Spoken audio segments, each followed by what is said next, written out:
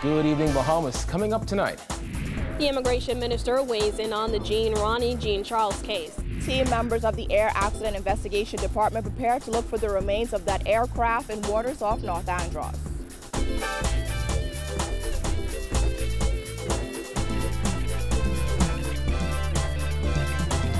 Our news is brought to you by Alive, the nation's newest and best LTE network.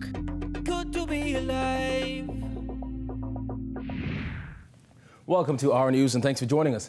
I'm Kyle Joaquin. Topping news tonight, new concerns emerging about the heads of agreement the government signed yesterday with OBAN Energies following the release of court documents which revealed that the Securities and Exchange Commission brought an action against OBAN's non-executive chairman, Peter Krieger, and two others for misappropriation of millions of dollars in investor funds. Krieger addressed that action today as the Office of the Prime Minister defended the decision to move forward with OBAN.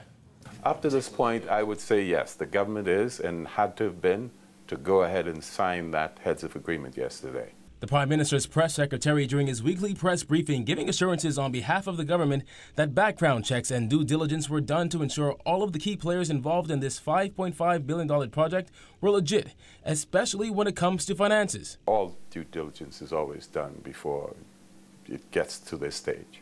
His comments follow the circulation of court documents which allege that OBAN's non-executive chairman, Peter Krieger, his father, Sheldon Krieger, and another man were the principals of a now-defunct hedge fund that misappropriated more than $3.7 million in investor funds.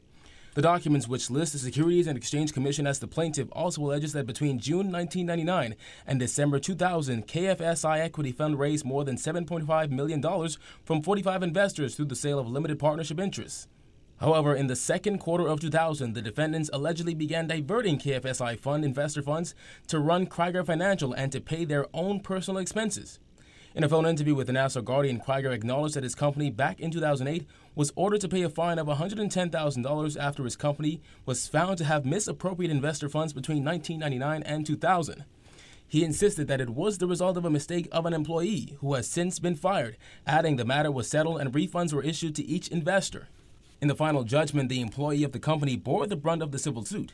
Krieger insisted that Bahamians should not be concerned about the multi-billion-dollar deal that OBAN Energies inked with the Bahamas government for a new oil refinery and storage facility on Grand Bahama. As for concerns about OBAN's ability to fund the project, Krieger said he hopes that by Wednesday, the banks would write a crystal-clear letter indicating funding is in place. This as NEWBOLD offered the public this assurance regarding OBAN Energies. Obviously, nobody's going to...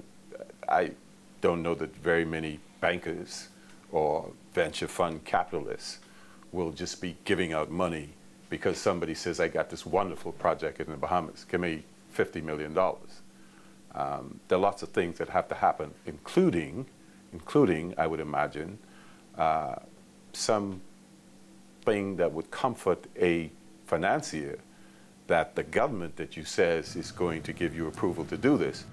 The controversial Jean Charles case has sparked procedural changes at the Department of Immigration, according to Immigration Minister Brent Simonet, who also shot down claims that the recent Supreme Court ruling could open the floodgates for similar cases. For more on this story, here's Jasmine Brown. Simonet, who has typically been tight-lipped on the issue, broke his silence on the matter outside Cabinet, saying the case has impacted how the Immigration Department carries out its duties.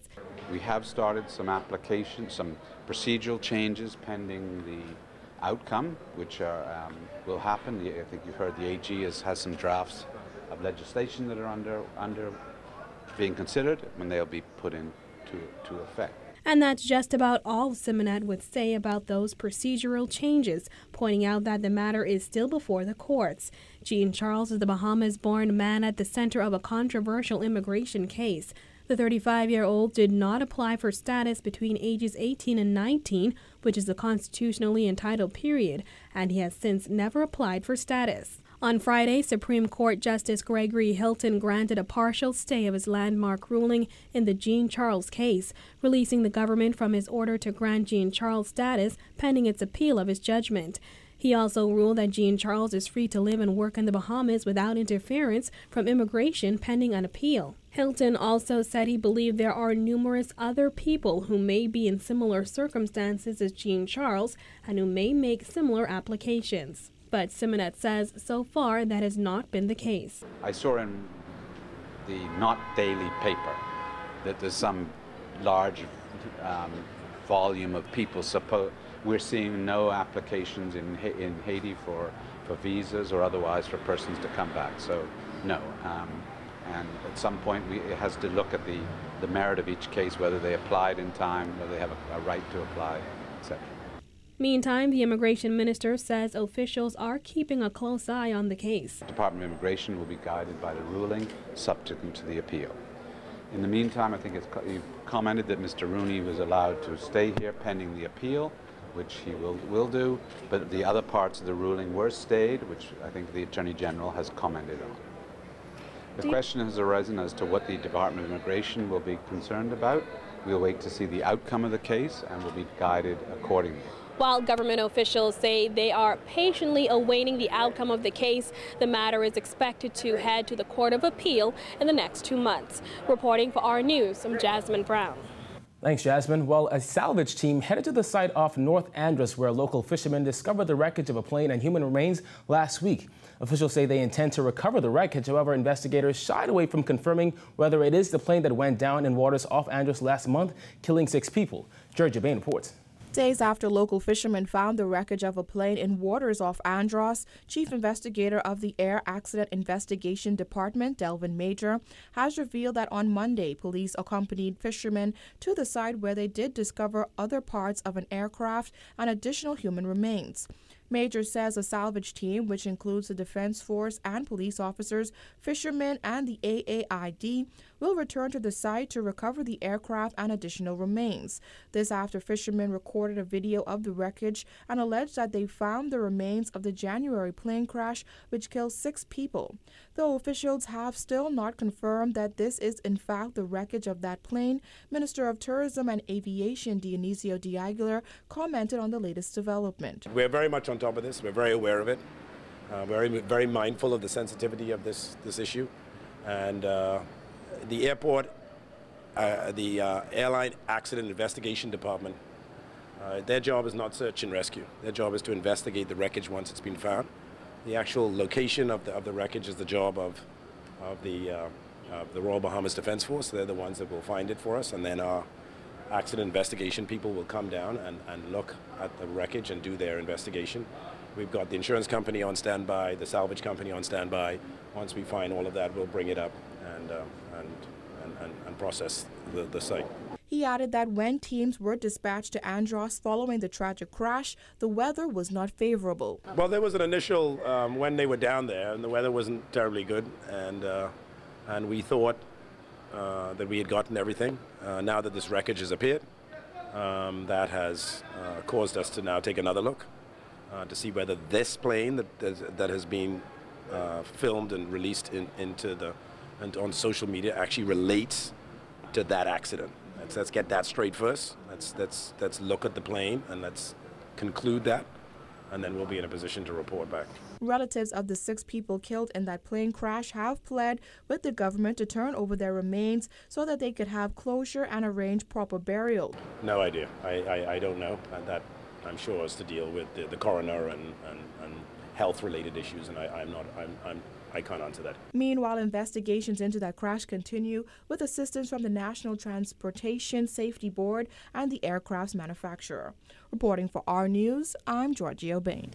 The bribery trial of Frank Smith is set to continue next week. Jared Higgs tells us about a status hearing that moved the case forward today.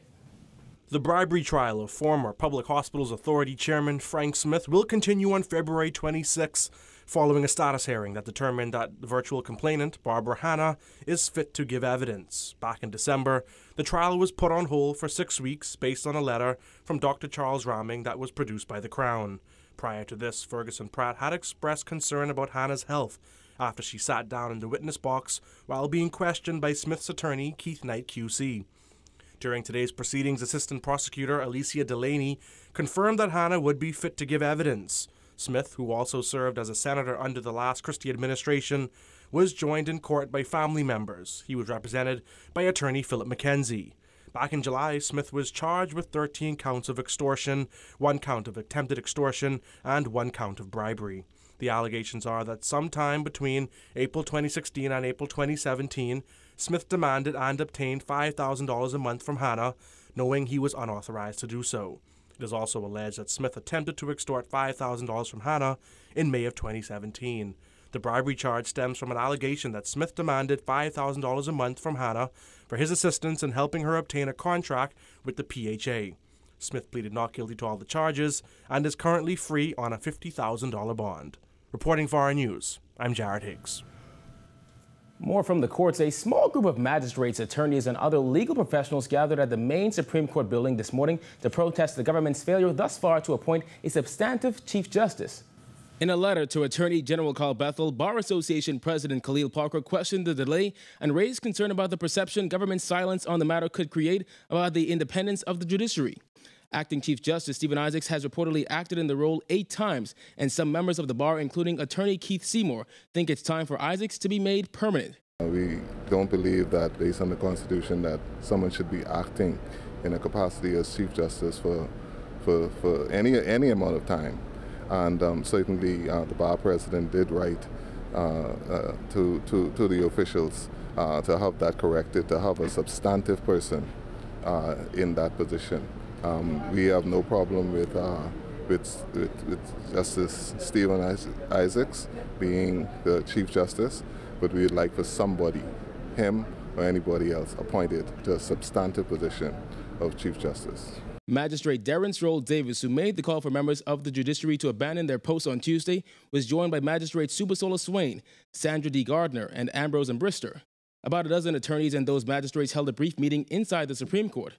Attorney Mario Ducille is among the lawyers supporting the position of the bar. I think these are the hallmarks to make a good and fitting Chief Justice, and I think he would be an excellent person. Attorney Maria Daxon echoed those calls for officials to make a decision.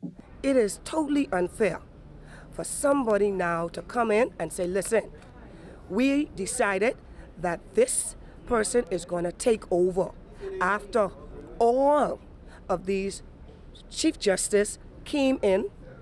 Some of them never worked up the ladder. They were politically appointed. This needs to stop in this country. If somebody is a Supreme Court judge, they should be given the opportunity to touch that post first. Still to come on our news, government still exploring its options for NHI funding. The details are after this break.